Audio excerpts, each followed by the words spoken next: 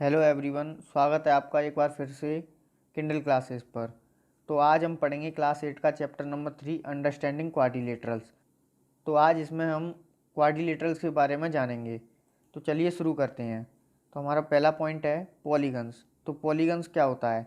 A simple closed curve made up of only line segments is called polygon. एक ऐसा closed curve जो केवल line segment से बना होता है उसे हम पॉलीगन कहते हैं। इसके नीचे कुछ एग्जांपल्स भी दिए हुए हैं, जैसे कर्व्स दैट आर पॉलीगन्स। तो ये सारे, ये वाला, ये वाला और ये तो क्या है, हमारे पॉलीगन्स हैं। और curves that are not polygon, और ऐसे कर्व जो कि पॉलीगन नहीं है।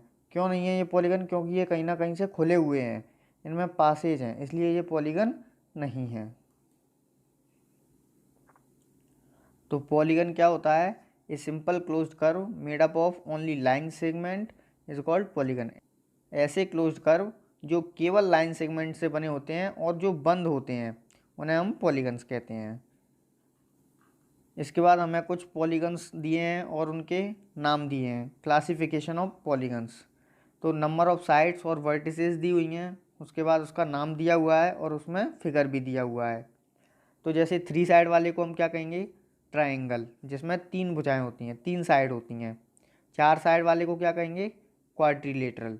4 साइड वाले को क्या कहेंगे हम? क्वाड्रिलेटरल। 5 साइड वाले, 5 जिसमें साइड होंगी, उसको क्या कहेंगे हम? पेंटागोन। और 6 साइड वाले को क्या कहेंगे? हेक्सागोन। 7 साइड वाले को हेप्टागोन। 8 ऑक्टागोन। 9 नोनागोन। और 10 को डकागोन। 10 साइड होंगी, जिसमें 10 साइड होंगी उसको क्या कहेंगे हम? देखो, इसमें 10 साइड्स हैं, इसको क्या कहेंगे हम? डेकागोन। ये सारे पॉलीगन्स के टाइप्स हो गए।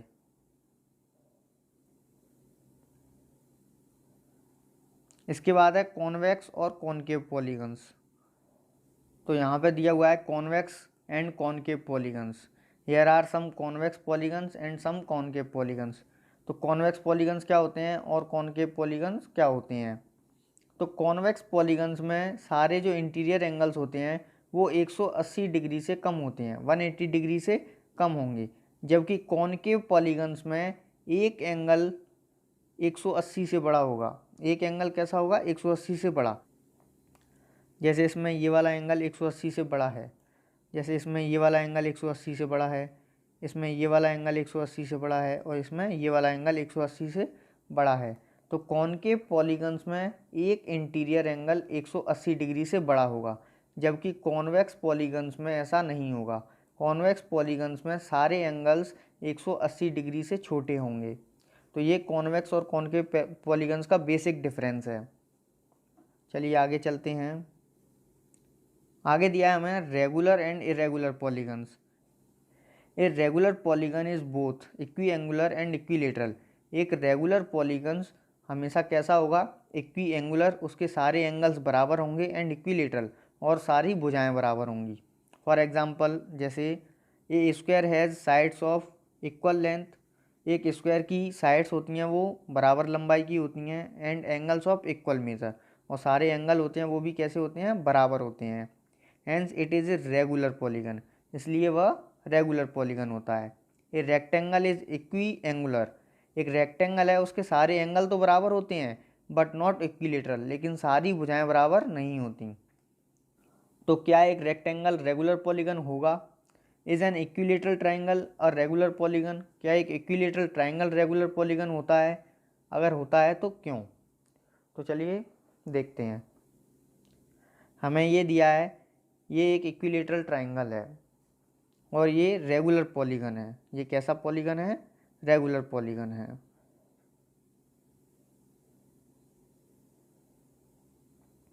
ये भी एक रेगुलर पॉलीगन है। क्यों है? क्योंकि इसके सारे एंगल बराबर हैं और सारी भुजाएं बराबर हैं। इसी तरह से ये भी एक रेगुलर पॉलीगन है,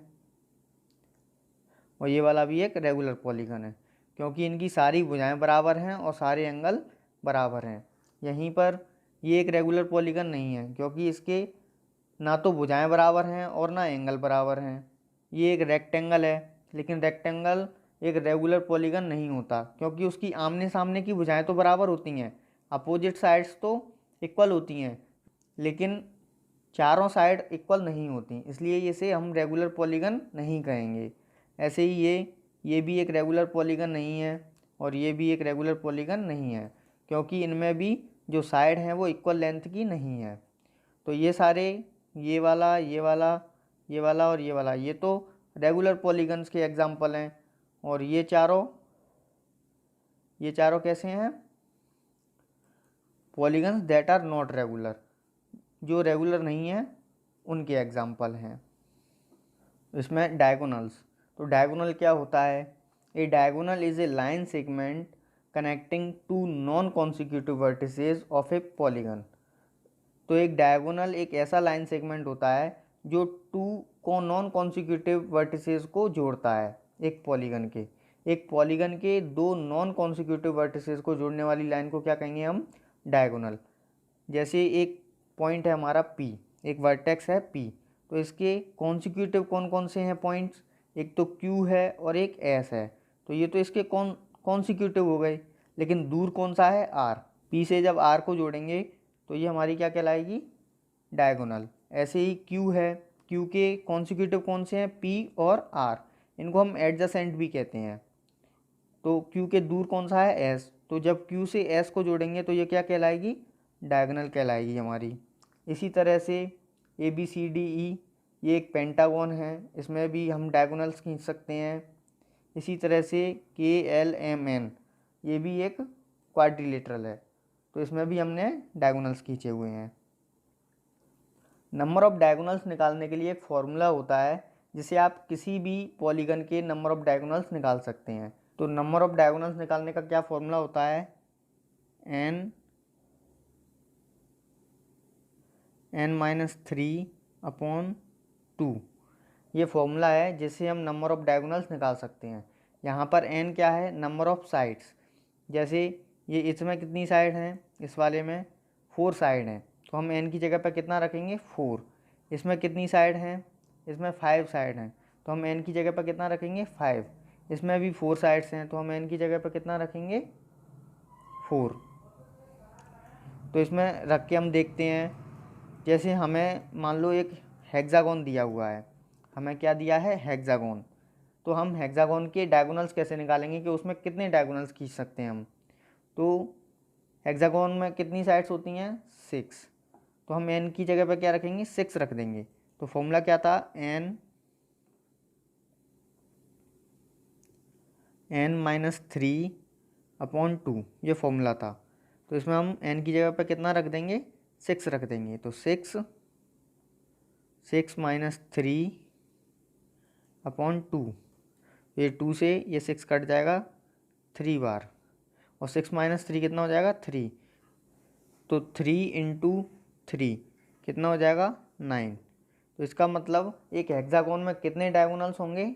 9 डायगोनल्स होंगे। इसी तरह से हम इस फॉर्मूले में नंबर ऑफ साइड्स रख के और कितना भी बड़ा पॉलीगन हो उसकी हम सारी डायगोनल्स निकाल सकते हैं। तो दोस्तों आज की वीडियो में इतना ही। आई होप वीडियो आपको अच्छा लगा होगा। अगर आप चैनल पर नए हैं तो सब्सक्राइब ज़रूर करें, ताकि फ्यूचर में भी आपको और अच्छी अच्छी वीडियोज़ मिलती रहें। Thank you so much.